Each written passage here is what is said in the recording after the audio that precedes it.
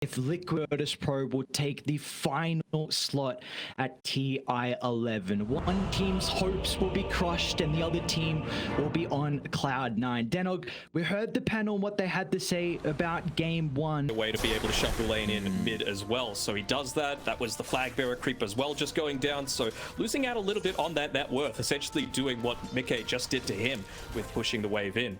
Radiant tier 1 mid already sitting at half HP.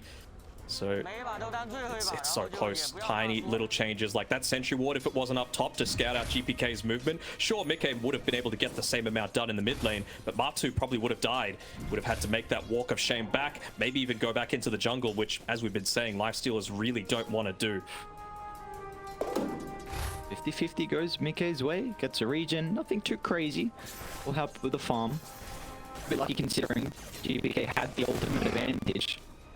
There's no battle going on though. R2. You see though these observer wards. Getting run out a little bit. You've got the familiars available. Coda. The Ancient Seal, yeah, might catch him off guard. Matu's in trouble. Familiar Sun's the second. The damage is not enough. A really nice attempt from Virtus.Pro. The Ancient Seal is always going to prove to be an issue here for the lifesteal as the game continues on. His bottom lane. Ramses inside the cogs at the moment. Zaya making sure he plays his distance, not trying to give it an easy static link target. Ramses now forced to try and move over to the clockwork. A beautiful toss up of the tower. Foxy's in trouble. They'll be able to secure the kill. Zaya first ultimate of the game should bring down Ramses. A TP to base. I don't think he's going to take it out. Ramses pops the Fairy Fire. He's got the range up as well. Meanwhile, top lane, the action continues as Mickey. Another rotation with the rolling. The diffusal blade. Now we can make out the Infest Bomb. They see Ramses. Ancient Seal is going to buy him some time. And Tumperman's going to continue to move on forward. They've got the vision for the glimpse to cancel the TP. And now Ramses, he's going to be caught out. No escape for the Rays. The prize target once again for Liquid, as they're going to continue to slow down the game from Virtus.Pro. Immediately the line's drawn on the map as well, saying, look, I might have died, but they committed a lot to be able to make that happen. Rolling Thunder coming through, Infest Bomb not available anymore. And would you have a look at this? Look how early he bought the Aghanim Shard as well. The Lifestealer, open wounds, already picked up here. He wants to be able to go man mode against these heroes like the Razor, for example, and still actually do something against a lot of that damage that might be static linked off. I think this is the second time I've seen Matu do this now. I think when we casted there from that and cause them to go on perhaps the Primal Beast instead, then that's really going to enable some of that damage to come out from BP. So we already see the Observe Ward from Liquid being able to scout out here, Coda. Trying to leave down the bottom side of the map. They might have seen him also place the ward as well if they were checking the inventory. We'll see if Liquid look to deward that afterwards, but that kill should give them firm control of this bottom side of the map. So the T2 tower will soon be under siege, and even mid is getting shot down as well. So Liquid have a lot of room to make plays now. Yeah, while Liquid weren't showing on the map, you know, VP were doing the best that they could to try and get the most that they could out of the map with their farm, but they didn't lose any towers. You know, even the tier 1 mid still standing. Tier 1 on the bottom side of the map, and Matu, he's closing on his Desolator. So that was probably an area of weakness for them. TP. Again. Virtus.Pro are going to try and smoke to get up here, but I don't think Dan's going to be healthy enough to survive this long. Trying to get the tower, but the familiars will go down. So Virtus.Pro, they need to get something out of this smoke. They will see Insania and Zai shortly. Radiant's bottom tower is under attack. He's also not easy to blow up. He's got the Wraith Pact if he can chuck it. Oh, the toss, no, out of the Mystic Flare. But the use of the Ancient Seal, Static Storm is going to be able to cover the retreat, but Ramsey's on the wraparound. They'll be able to kill off the Venomancer. The Virtus.Pro, they need to get out. The use of the Poison Oval not enable them to stick around as Boxy. He's actually been able to catch out Ramses. And BKB won't protect him as the Cog's not enabling him to run up the high ground, so he's going to have to go to the left instead. But a completely wasted BKB, and he'll still end up losing his life. That's the great thing about the open wounds, right? I was mentioning before how it's good to allow you to just stand and man fight against these Razor, Primal Beast, even the Tiny eventually with his great stat game, but just the slow component. It means that you need to be so much more conscientious of when you're looking to pop that BKB. Oh, and the massive Pidus on Ramses as well. He's going to be kicking himself there. There's some slight errors that we usually don't see from this Virtus.Pro team. Like that last fight in particular, the toss out of the Mystic Flare. Boxy might be right. Okay. So he might be right on the money if he kept going towards the lane. Almost was able to cut off instead. He's going to hook shot into the middle. But Tumberman's still got a double damage for it to play with. 2 hits to swipe away the life of Yakoda. And our GPK, he's the next on the agenda as well. It might have to be another defensive BKB to get him out. It's like at least the Scepter. The deterrent here from Liquid. They're going to back up, but their prize with the tier 2 tower. Radiant's middle tower has fallen. You just cannot fight into that DD. See him slowly walk on past. They know that the Primal Beast isn't quite there, so they can go for an aggressive gang attempt and then tap the freedom to back off. Yep, BKB is the objective that they wanted to get out of that, as with his team might even be able to have the luxury of securing tier 3 items, go back with that little bit of an advantage because VP are holed up in their base. They're not going to be able to get that extra little bit of a power spike. And the Clockwork has been a support that has been rising in popularity over the last chance qualifiers. We see it as a big hero for Virtus.Pro in particular, and well, this game, Boxy, he's looking to show that he is incredibly strong, the hero as well. We've already seen him play it today, and these hook shots have been on point, and we might see it once again as GPK. A kinetic field? Yeah, you can't charge out of that one, which is a bit unfortunate, so it's just waiting for the hook shot to cancel out the TP. Instantly, Boxy was there, was ready for the attempt. The high finds, well, he won't get any back as Mickey is godlike. He is indeed, and he's even got the basher as well, so even if Boxy wasn't there coming through from Liquid, this is TI caliber. This is what a lot of people in the past have criticized them for, crumbling under the weight of expectation, but really coming through for not only themselves but their region as well. Secret already having qualified, and could we be seeing 2 Western European teams coming through the last chance qualifiers? I mean, both Insania, Boxy, and Mickey, they missed out on TI10. They do not want to miss out on another TI, and with how game 1 is looking at the moment, making sure that is not going to be the case. Insania, just chilling. All these 4 slabs, man, the supports are so farmed. Yeah, and look at this as well. Like, this seems like a bit of a, I don't want to call it an all-in play just yet. Normally, you buy the gem when you've got control over the map, maybe when you've got the Aegis as well. But Hakoda, he's gone back and said, look, I know I had enough gold with my 4 stuff. We need to be able to play around the map. I need to make sure that we get some vision back, because right now, we've got nothing. Is the advantage that Liquid have? You're playing with Rocket Flare, you're playing with goddamn Plague Wards. Just nothing they can do. Shoving up pretty easily with Swashbuckle as well. Yeah. And that's a beautiful call. Like, lanes are a very important way to gain vision. You see DM's trying to do that. Bottom with the familiars, Boxy and Marty are going to surround them. So, and just to read, you're trying to get these lanes in a position where maybe you can set up for a pickoff, but Virtus.Pro, the 5-man smoke, they'll get nothing out of it. So maybe they can at least, and they will. They're going to drop a Observe Ward by the Roche. It will be up in 45 seconds. Let's see if they can take a fight around this area, but Dire are going to see them shortly. Illusion. Might have even got the sense that DM had re-summoned his familiars too, so even if he does have the buyback, which Boxes on behind. Yamich gets the initiation over the static storm follow-up as well. Matumba's going to turn to deal with the Tiny. They have sold a decent amount of damage, but Mickey's in the Rolling Thunder. A bounce back as well. They're going to try and target down Ramses, completely taking the Razor out of the team fight. He's surviving for the moment. They're going to turn to deal with DM, but the Visage just is unable to stay alive. Liquid are too far ahead, and Ramses will not be able to find a way through the tree line. They want Ramses. They want someone away from a lot of these TP points. Oh, the scan was just too late. Let's see if Ramses is going to be able to take through the damage with the static storm laid down from Insania. There will be no Phantasm turnaround. As Yakoda, even though he had a point in the shallow grave, which is too far out to the left side, but Virtus.Pro, they're trying to connect. They're trying to backstab as DM's even going to get into the middle. But they will be too late. Yamich won't, however. The hookshot's going to be there to cancel Boxy's TP. He'll make him work for it in the end. And buy as much space for Liquid to continue farming across the map. Might even deny himself to the tower, so the gold will be split. And that'll be the case. Oh, he's pretty happy with that, though. I mean, he started to drag DM towards that, and if DM's focusing running at his own tier 3 tower, he's not doing the Timbersaw job, right? He's not standing in front of lanes. At this DM, he's just making the immediate move back towards top. He's like, all right, they use Static Storm. I've got about 30 or so seconds where I'm not afraid of any TPs coming towards this lane. Back up in 40. It's not the longest cooldown.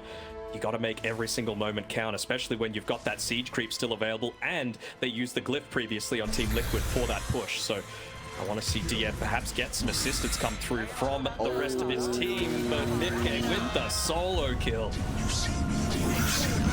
Sonic Wave was used for that, and now a couple tips as well for good measure. Trying to get into the heads of GPK. They're going to run into Yokota as well. She denies the rune for Mickey. Well, he'll get the kill, so he's the one that's happier, and Liquid as well will find another tower. Tier 1 mid going down, which is a lot of map control that can protect the jungle of Virtus.Pro. Look at the Hawks, look at the vision. Boxy, they're already turning to Ramses. Another shot. Ramses hoping he gets pushed on the outer side, but that's not going to be the case. The turnaround's there with the damage from the Phantasm. They'll kill off the toss. Now DM's going to look to get in the middle as well. As Virtus.Pro is showing up to the left side. Oh no! GPK, instant use of the roar from Zai, stopping the potential for the attribute ship. And now DM, he might have a free fight with some of the abilities used prior, but a glimpse will send him packing. He's got the chance to continue the hunt, and now through the mid lane, there's not going to be many trees for him to play around. He's going to be relying on the ultimate to try and bring down Zai, but that will not be enough damage as Liquid. They will stay alive and back off as a unit. Oh, I don't know if they're ready to back off. They're like, well, DM's feeling a little squishy. Be able to scout him out. They'll go for a TP. That's a very ambitious TP, but again, he's done his job. The cause of farming. The cause of farming, that's exactly right what you're saying. It's all about splitting up the map right now, but VP, they know it's coming soon, and they know that Liquid are going to want to get aggressive. They're about 1,000 gold away from being able to pick up Martu's BKB. Still a while away from the Blink Dagger on Boxy. Kyron Sanj almost finished up on Mickey, and I believe the Vlad's at least is completed towards that Helm of the Overlord, where the Midas on the Morphling won't be quite as big of an issue to deal with the Beastmaster dominated creep. So already picking up the Crimson Guard now on DM. Again, physical damage isn't normally the issue for a Timbersaw, but it's about the rest of the team. They need a 5-on-5 fight. A very good ward nearby here from Virtus.Pro. A lot of information for them to play with. Better Dire as well. Great snowball dodge from Boxy. They're going to look to try and target down Rams at the moment, but the Sonic Wave, Mickey clipping onto 4. Do they have the damage follow-up to be able to bring down some other members of Virtus.Pro as Ramses will fall? GPK is going to look to get involved as well, but he's unable to right-click anyone as GPK just crumbles under the damage, and a DM as well will not be able to escape. A chain further in see the replay, a big ultimate. The Sonic Wave, Insania as well, once again somehow finding an angle. We will have to go back live because Virtus.Pro are trying to contest this, but Liquid, they're not going to give them an opportunity. They'll just run to Yamacha's position, and our DM's completely isolated. VP is starting to move to the area. Ramses and Yokota finally connecting. But Liquid are just playing with so much vision across the map. The Hawks continuing to be an issue. They know exactly where Radiant are at every stage of this game. Just essentially fed away your Phantasm illusions as well. Look at the Shard's positioning as well. It's going to try and push Yokota away. The Grave is available, but it's only going to delay the inevitable as Liquid will bring down Ramses, spilling blood into the river. Yeah, just it's slowly trickling in, right? You have the clockwork rocket flare to be able to scout out the progress of the Roshan, and they just went in one by one. This was all underneath the Beastmaster who were fighting down. Even had to expend their ultimates previously, not just in that fight, in the fight beforehand. So they're already back up on Liquid. They're ready to go. The map is just going to continue to shrink with this Aegis. Feels like only a 5,000 net worth lead is plenty with the second life for them to find all these outer towers. Now, Mickey's even just going to take away some of their own farm where they... From VP, they're playing behind TM, but the damage might be too much. Yokota can't get close enough. And now Mickey's going to jump in, no hesitation, to try and catch out the remaining members.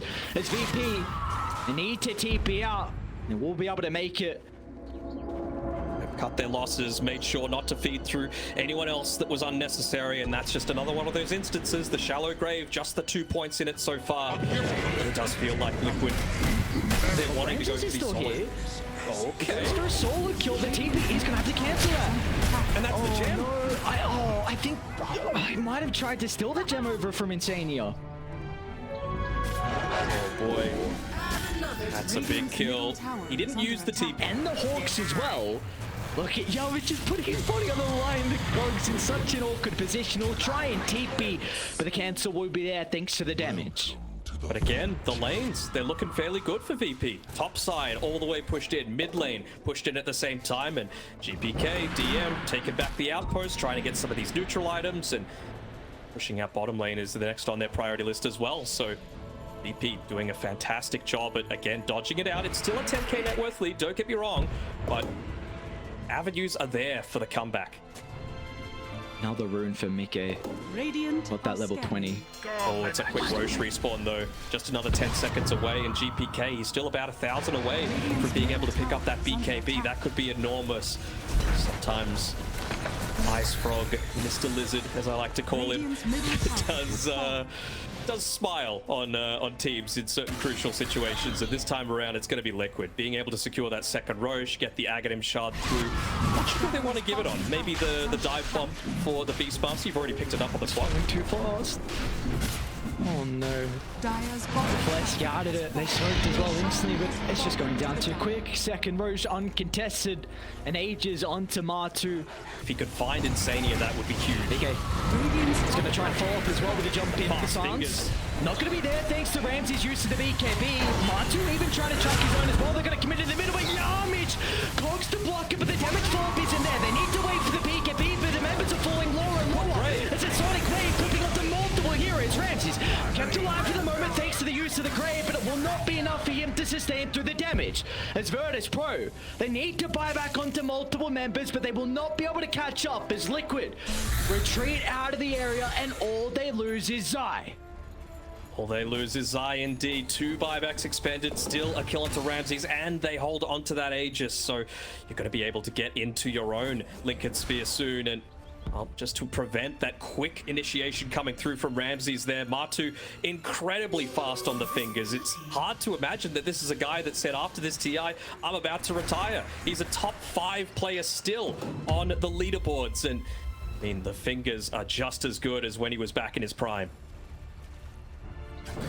For him to be able to potentially end his career with a TI performance back on the organization that he won the TI with as well.